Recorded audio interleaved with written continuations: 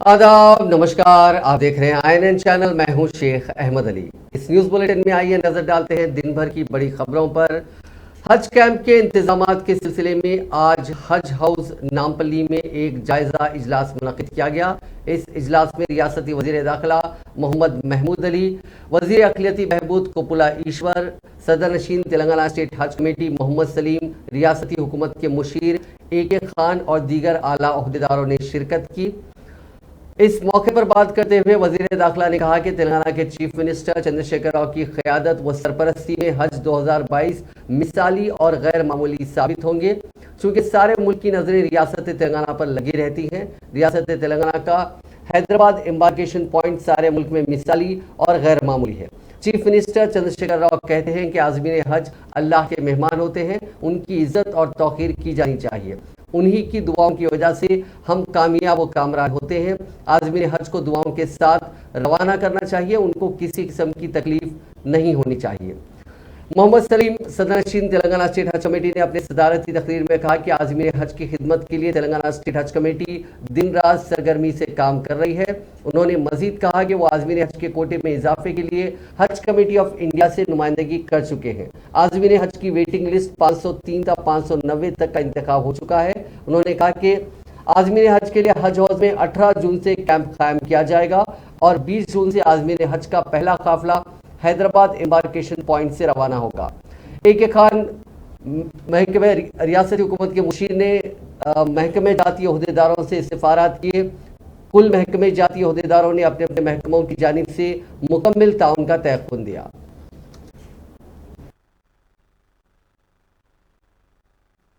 आधा घंटा पहले सऊदी अरब से भी बोलता हूं मैं, क्योंकि टाइम नहीं है। एक खान साहब डिटेल में आप लोगों से बात करिए, क्योंकि हमारे तरफ से कोई कमी रखने का नहीं है, क्योंकि पूरी एक टीम वर्क करके एक फैमिली के वैसा जो है ना अपन लोग काम करके जो है ना गवर्नमेंट का नाम लेके आना है। तेलंगाना गवर्नमेंट हज जो है ना पूरे इंडिया में नंबर 1 यहाँ का हमारे मिशन है और अल्लाह के करम से वो आप लोगों की मेहनत रहती है।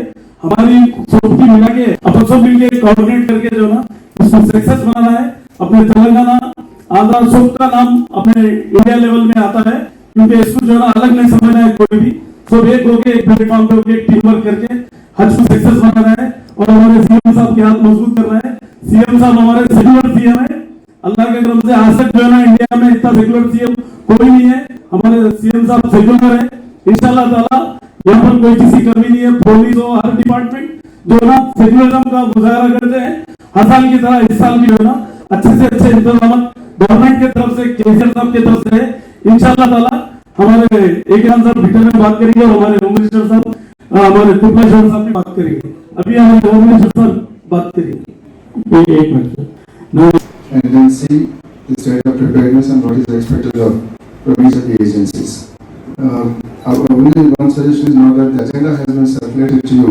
Please go through it quickly in the next 5 minutes and be ready with your points so that we can have a pointed discussion and finish it up quickly. This is a very official review meeting. That's why let's complete it quickly, to the point, to the function that the department has to do. Only thing you should keep in mind is, though many of you have performed this duty earlier on behalf of your departments, 2-year gap has come about and quite a few of you might have changed. If you have not changed, if you were there earlier, it helps. But still, the procedures have changed quite a lot. The airline, which is Saudi airline, a few years back used to carry the Hajis, now it is back again. In between we had Air India. Saudi Arabia procedures have changed quite a bit there. And even from here, number of Hajis also has undergone a change. The airport also, we had the Hajj terminal till recently. This year is the first time we do not have a dedicated Hajj terminal in the last few years' time. That also will put some pressure on us, because for them, it's a big responsibility for them, because they have to simultaneously accommodate international passengers also for regular flights. So just be ready with your points. Once we start taking a review agency after agency, let's conclude it quickly. At the end of that, if you have any clarifications to seek, and then if you need any coordination aspect to be addressed to the other agencies, you can raise that also. Thank you. Telangana high court ने corona virus के मामले में रियासती हुकूमत को चौकस रहने की हिदायत दी है क्योंकि तेलंगाना में कोरोना के मामलात बढ़ रहे हैं। हाईकोर्ट में आज कोरोना केसों की समाअत हुई। अदालत ने हुकूमत को हुक्म दिया कि केसेस की तादाद बढ़ने पर टेस्टों की तादाद में इजाफा किया जाए। इसी तरह रियासत में कोरोना की सूरत हाल पर रिपोर्ट देने की भी हिदायत दी गई। हाईकोर्ट ने केस की समाअत 22 मई तक मुलतवी कर दी है। माफ कीजिएगा, 22 जून तक मुलतवी कर दी है। रियासत में मंगल के रोज 13,149 नमूनों की जांच की गई थी और 119 मुस्बित पाए गए थे। पीर को यह तादाद सिर्फ 65 थी। फिलहाल एक्टिव केसेस की तादाद 658 तक पहुंच गई है। हैदराबाद में केसेस की तादाद में गुज़िश्ता हफ्ते के मुकाबले नुमाया इजाफा हुआ है। दूसरी जानिब मुल्क भर में नजर डालें तो आज 5,000 से ज्यादा नए केसेस का दर्ज होना बाइस तशवीश है। एक्टिव केसेस की तादाद भी तेजी से बढ़ रही है जो 29,000 के करीब पहुंच गई है, जो वायरस के फैलने की निशानदही करती है। वजीर फाइनेंस हरीश राव ने कहा है कि अगर बीजेपी रियासत में इख्तियार में आती है तो आरटीसी को भी फरोख्त कर देगी। हरीश राव ने मेदक जिले के नरसापुर बस डिपो का इफ्तिताह वजीर ट्रांसपोर्ट अजय कुमार के साथ मिलकर किया। तकरीब से खिताब करते हुए हरीश राव ने कहा कि रियासत तेलंगाना में गर्मियों में भी बिजली की कोई किल्लत नहीं थी। ये इल्जाम लगाते हुए कि साबिका हुकूमतों ने 70 सालों में एक भी चेक डैम नहीं बनाया। 8 सालों में नरसापुर में 15 चेक डैम बनाए गए। वजीर ने कर्नाटक की सूरत हाल पर सवाल उठाया जहां डबल इंजन वाली हुकूमत है। उन्होंने कहा कि डबल इंजन वाली कर्नाटका हुकूमत में फी क्विंटल धान 1400 रुपए में खरीदते हैं तो यहाँ तेलंगाना में 1920 रुपए में खरीद रहे हैं।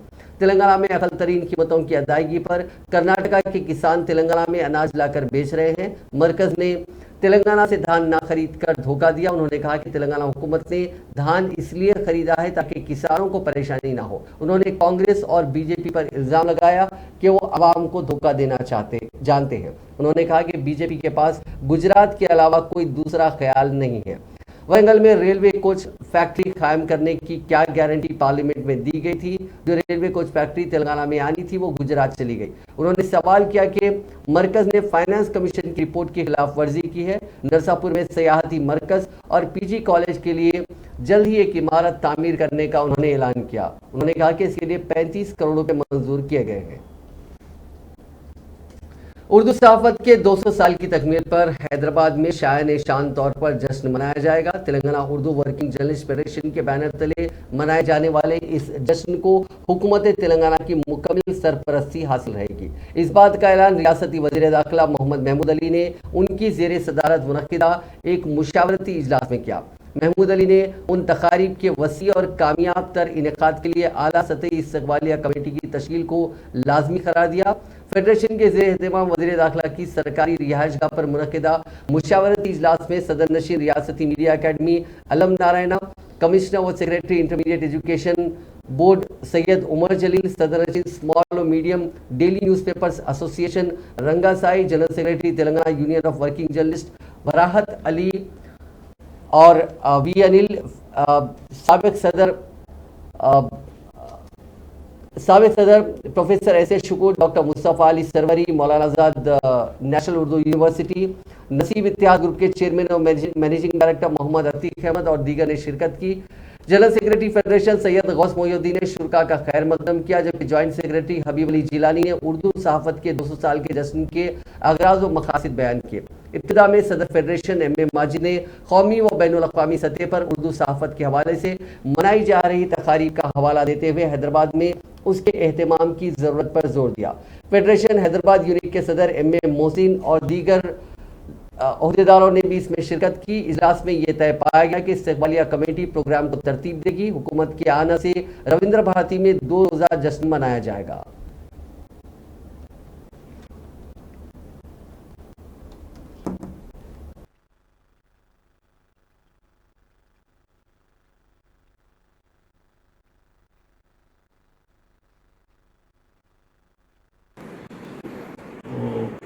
साहब आपका बहुत शुक्रिया और आपके साथ मीटिंग हमारा रहेगा।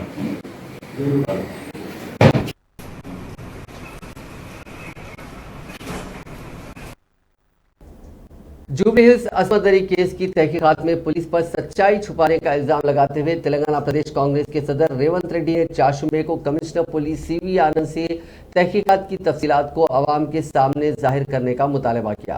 नई दिल्ली में तेलंगाना भवन में एक प्रेस कॉन्फ्रेंस से खिताब करते हुए रेवंत रेड्डी ने कहा कि हैदराबाद पुलिस की 9 उम्र लड़की के इज्तिमाई असमत दरी केस की तहकीकात से मुतालिक तमाम हक़ाइक़ का इश्तिराक न करके मुजरिमों को बचाने की कोशिश की जा रही है।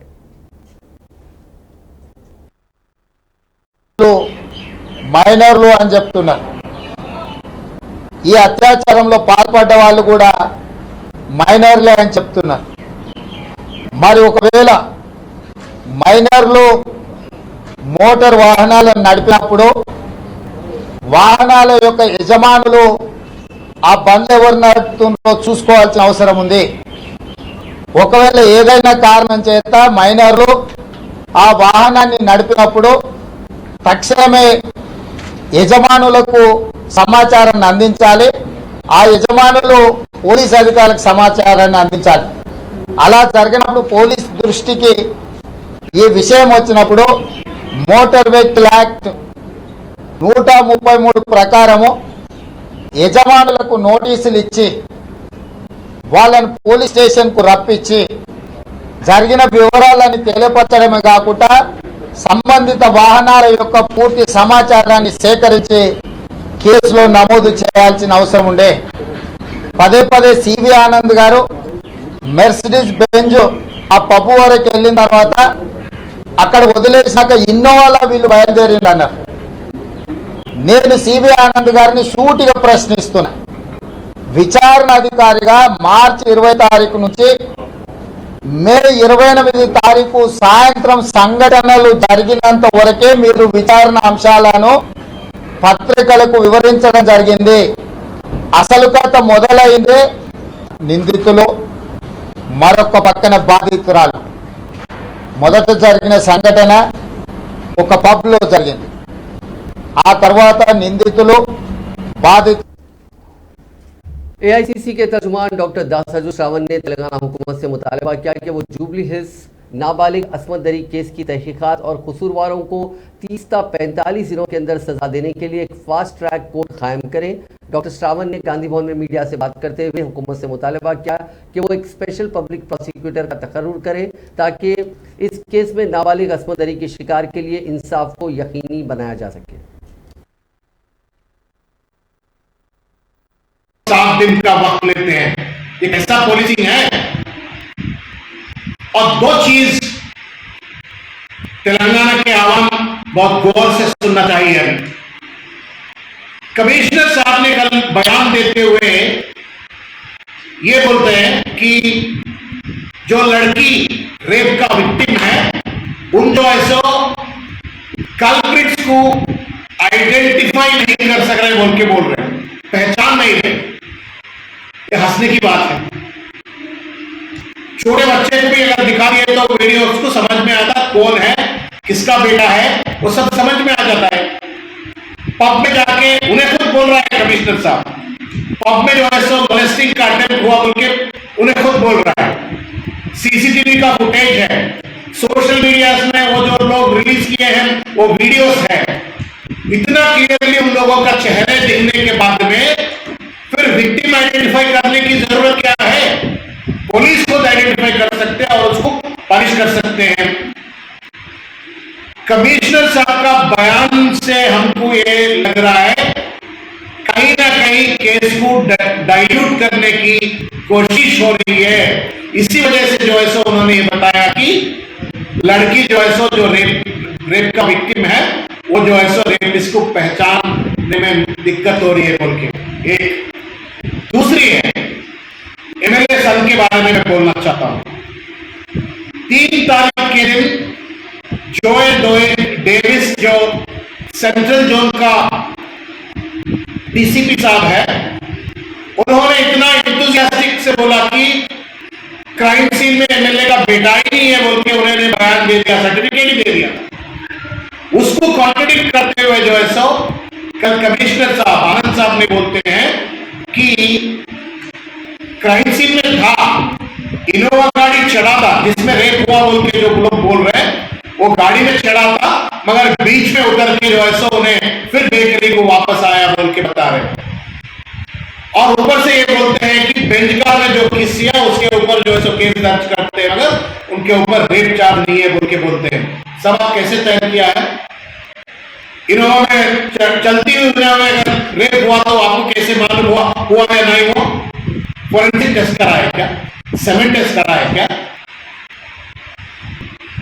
ये कॉन्ट्रडिक्शन को अगर आप समझे तो डीसीपी जोएल डेविस का स्टेटमेंट और कल शाम में जो कमिश्नर साहब की स्टेटमेंट अगर कंपेयर करके देखें तो आपको समझ में आता है कि कहीं ना कहीं एक 7 दिन का वक्त लेते हैं। ये कैसा पुलिसिंग है? और दो चीज तेलंगाना के आवाम बहुत गौर से सुनना चाहिए। तेलंगाना बीजेपी के इंचार्ज तरुण चुग ने इल्ज़ाम लगाया है कि तेलंगाना में लॉ एंड ऑर्डर पूरी तरह नाकाम हो चुका है। आज बीजेपी दफ्तर में एक प्रेस कॉन्फ्रेंस से खिताब करते हुए उन्होंने कहा कि रियासत में वजीर आला चंद्रशेखर राव की क़यादत में जंगल राज चल रहा है।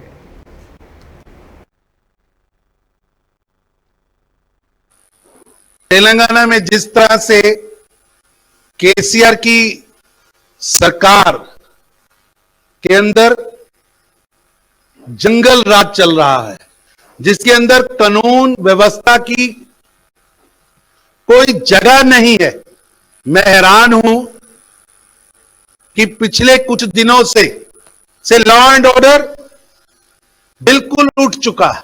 तेलंगाना के अंदर यहां की बेटियां सुरक्षित नहीं है। जिस तरह से जुली हिल वाला एक माइनर के साथ जो घटना हुई, उसके अंदर पुलिस का रोल ऐसे लग रहा है जैसे तेलंगाना की पुलिस को पॉलिटिकल टूल बनाकर इस्तेमाल किया जा रहा है। कुछ खास लोगों को बचाने का प्रयास हो रहा है।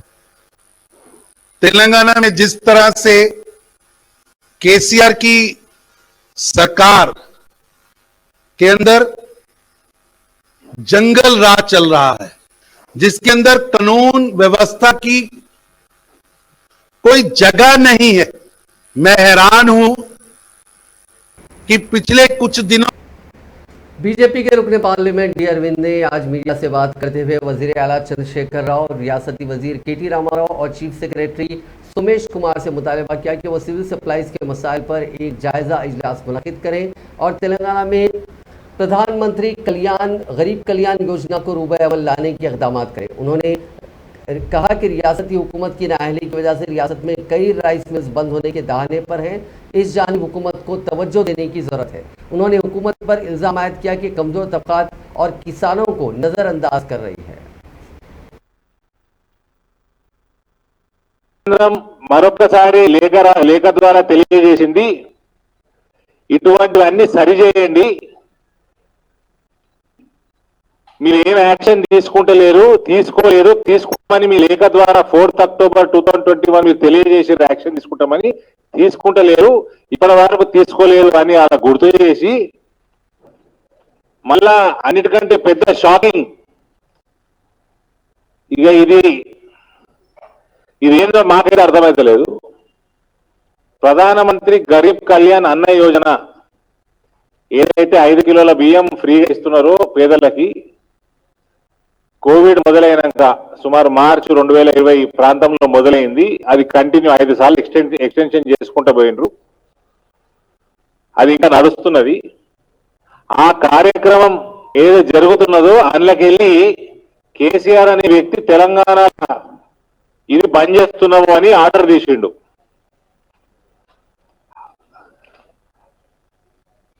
మాకు మరి ఆయన గరీబోళ్ళు లేరనుకున్నాడా? మరి కోవిడ్ ఎఫెక్ట్ మొత్తం వెళ్ళిపోయింది, అందరికి నౌకరీలు వచ్చేసినాయి, లేబర్ కూడా ప్రతిరోజు పని దొరుకుతున్నది అనుకున్నాడా?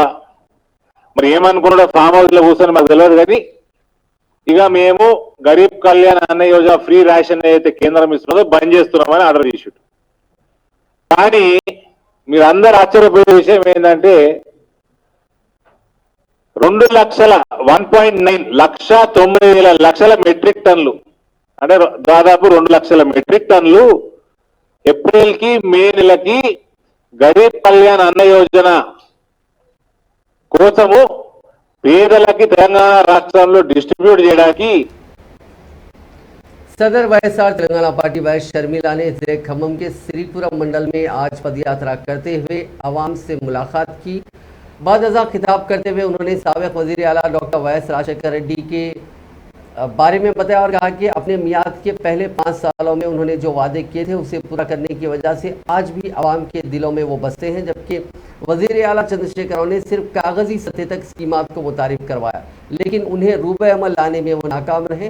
उन्होंने आवाम से अपील की कि तेलंगाना में वाईएस राजशेखर रेड्डी का दौर दोबारा लाना चाहते हैं तो वाईएसआर तेलंगाना पार्टी को मुस्तहकम करते हुए आने वाले इंतखाबात में उसे कामयाब बनाएं।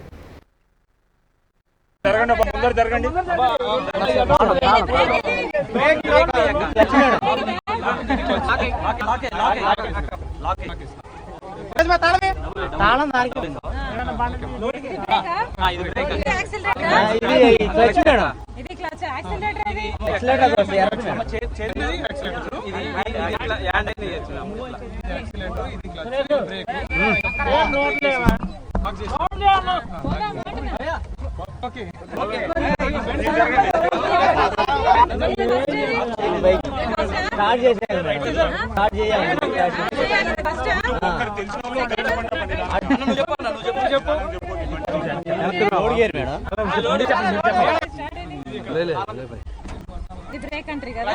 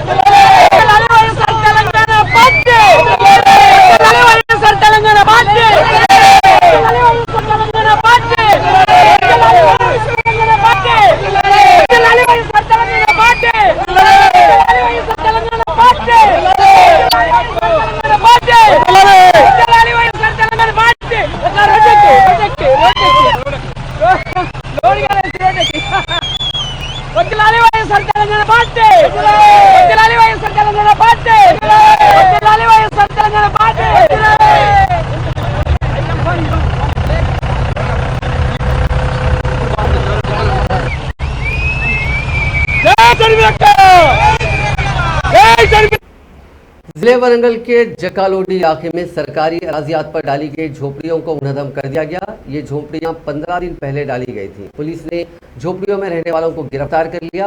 ये झोपड़ियां गरीब अफराद की जानिब से डाली गई थी। झोपड़ियों के निजाम के मौके पर कुछ देर के लिए कशीदगी फैल गई क्योंकि रेवेन्यू डिपार्टमेंट के अहदेदारों को झोपड़ियों में रहने वालों ने रोकने की नाकाम कोशिश की। इस मौके पर पुलिस और मकामी अफराद में बहस और तकरार हो गई। बाज़ ख़वातीन ने सुबह की अवलीन सातों में शुरू की गई इस इंहदामी कार्रवाई की मुखालिफत की और झोपड़ियों को मुनहदम न करने के लिए इसरार किया। मकामी अफराद ने पुलिस और रेवेन्यू अहदेदारों को रोकने की कोशिश की जो रायगार साबित हुई। MNR मेडिकल कॉलेज के तुलबा DEM सेंटर वाक़े कोठी के पास धरना देते हुए वज़ीर सेहत हरीश राव से मुतालबा किया कि उनके मुस्तकबिल को बचाने के लिए नेशनल मेडिकल कमीशन की जानिब से उनके कॉलेज को बंद करने के फैसले से दस्तबरदारी अख्तियार करने के सिलसिले में अपने असर और रसूख का इस्तेमाल करें। MNR मेडिकल कॉलेज के तुलबा ने मीडिया से बात करते हुए बताया कि MNC की जानिब से जारिया साल उनके कॉलेज के इजाज़तनामे को मनसूख करने की वजह से उनका मुस्तकबिल ख़तरे में पड़ गया है। मेडिकल तुलबा ने अपने हाथों में बैनर थामे हुए धरना मुनज़्ज़म किया। वाराणसी के ज्ञानवापी मस्जिद कॉम्प्लेक्स का वीडियो सर्वे कराने की हिदायत देने वाले जज रवि कुमार दिवाकर को एक धमकी आमेज खत मौसूल हुआ। खत मौसूल होने के बाद जज रवि कुमार ने उत्तर प्रदेश के हुक्काम को इस मामले से आगाह किया। उन्होंने Varanasi police commissioner, additional chief secretary home, DGP को एक खत लिखा। बताया कि उन्हें इस्लामिक मूवमेंट की जानिब से काशिफ अहमद सिद्दीकी नामी शख्स के नाम से धमकी आमेज खत मौसूल हुआ। दिवाकर को रजिस्टर पोस्ट के जरिए धमकी आमेज खत मौसूल हुआ है। धमकी आमेज खत मौसूल होने के बाद जज दिवाकर को 9 पुलिस मुलाजिमीन की सिक्योरिटी दी गई है। वाज़ेह है कि 24 अप्रैल को वाराणसी के सिविल जज रवि कुमार दिवाकर ने ज्ञानवापी मस्जिद के वीडियो सर्वे करवाने की हिदायत दी थी और 19 मई को सर्वे रिपोर्ट अदालत में पेश की गई। रियासत उत्तर प्रदेश में पबजी गेम खेलने से रोकने पर एक बेटे ने अपनी मां को गोली मार दी। ये वारदात लखनऊ के पीजीआई इलाके में पेश आई। पुलिस हुकाम के मुताबिक 16 साल लड़का पबजी गेम खेलने का आदी हो चुका था। उसकी आदत से तंग आकर उसकी मां साधना ने उसे रोका, जिस पर लड़के ने अपनी मां का कत्ल कर दिया। इब्तिदाई तहकीकात में पुलिस को पता चला कि लड़के ने अपने बाप की पिस्तौल से मां पर फायरिंग कर दी। लखनऊ ईस्ट के एडीसी पी कासिम आबिदी ने बताया कि नाबालिग लड़के ने अपनी मां को पबजी गेम खेलने से रोकने के बाद गोली मार दी, जिसकी वजह से उनकी मौत हो गई। पुलिस ने लड़के को हिरासत में ले लिया और मजीद तहकीकात जारी है। लड़के के वालिद आर्मी में बरसर खिदमत हैं और कोलकाता में ड्यूटी अंजाम दे रहे हैं, जिसकी वजह से साधना अपने बेटे और बेटी के साथ रहती थी। मुसलसिल गेम खेलने से रोकने पर लड़के ने अपने वालिद की लाइसेंस याफ्ता पिस्तौल से मां को गोली मार दी। ये वारदात हफ्ते और इतवार की दरमियानी रात पेश आई। मां के कत्ल के बाद बेटे ने नाश को मकान के किस्से में रख दिया और बदबू न आए इसके लिए वो रोजाना रूम फ्रेशनर से स्प्रे कर रहा था। सिकंदराबाद मुंडा मार्केट पुलिस हदूद में एक नाबालिग लड़की की उसके दोस्त ने मुबैना तौर पर असमत दरी की। पुलिस ने मुलजिम को गिरफ्तार कर लिया। पुलिस के मुताबिक मुतासिरा 10वीं जमात की तालिबा है और वह सिकंदराबाद में अपने वालिदैन के साथ किराए के मकान में मुकीम है। उसकी दोस्ती 20 साल नौजवान से हुई थी जो उसके पड़ोस में रहता है। 1 जून को लड़की अपने घर से लापता हो गई थी और उसके अरकान खानदान ने पुलिस से उसकी शिकायत दर्ज करवाई थी। जांच के दौरान पुलिस को पता चला कि नौजवान ने लड़की को बहला फुसलाकर शादी के बहाने उसका जिनसी इस्तेहसाल किया। पुराना शहर हैदराबाद में सालगिरह के मौके पर एक नौजवान के मकान के सामने मुजरा पार्टी करने पर रैन बाजार पुलिस ने 2 अफराद को हिरासत में ले लिया। उन खवातीन के रक्स का वीडियो सोशल मीडिया के मुख्तलिफ प्लेटफॉर्म्स पर तेजी के साथ वायरल हो गया, जिसके बाद पुलिस ने 2 नौजवानों को हिरासत में लिया। इस वीडियो में दिखाया गया कि खवातीन रक्स कर रही हैं जबकि नौजवान बैठे हुए हैं। बाज़ नौजवान उनके साथ रक्स कर रहे हैं। पुलिस हिरासत में लिए गए मुलजिमीन से पूछगछ की जा रही है। सालगिरह के मौके पर उन खवातीन की खिदमत हासिल करते हुए उनसे रक्स करवाया जा रहा था।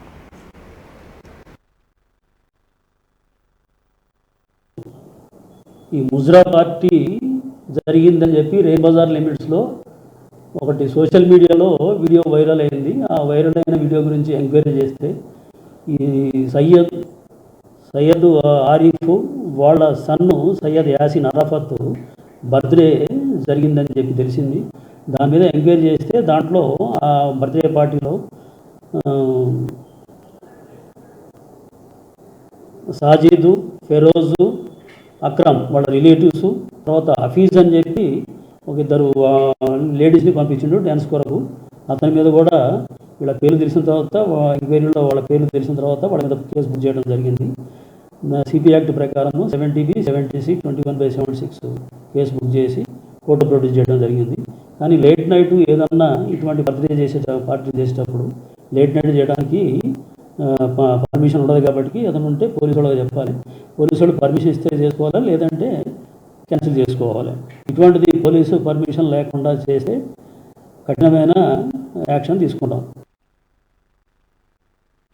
कोमरम भीम में एक नाबालिग लड़का तालाब में गर्क हो गया जबकि दूसरे को गर्क होने से बचा लिया गया, ताहम उसकी हालत तशवीशनाक बताई जाती है। ये दोनों तैराकी के लिए तालाब गए थे।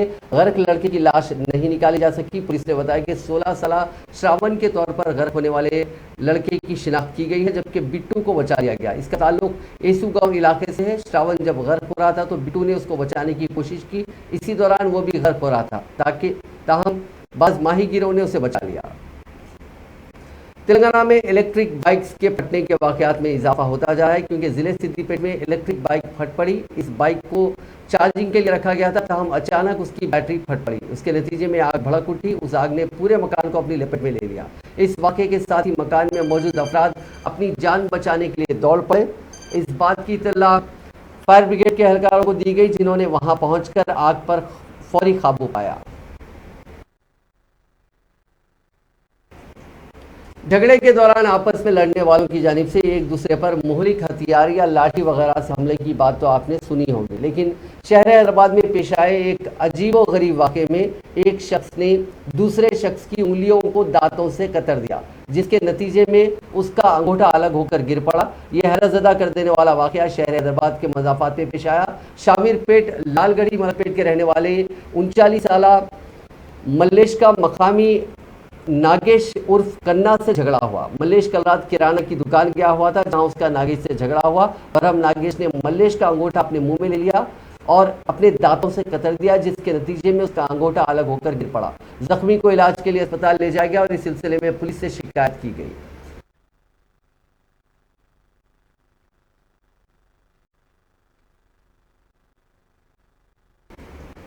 शादी से चंद घंटे पहले होने वाली दुल्हन ने खुदकुशी करी, जिससे सनसनी फैल गई। यह वाकया आंध्र प्रदेश के जिले एलूरू में पेश आया।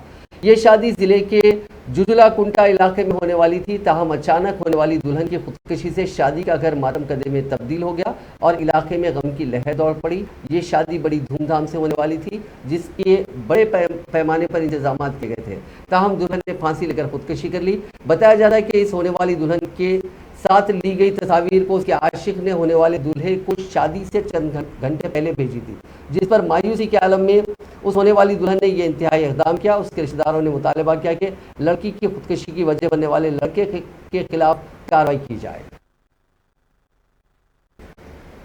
नाज़रीन, इस न्यूज़ बुलेटिन में बस इतना ही। आप देखते रहिए INN चैनल।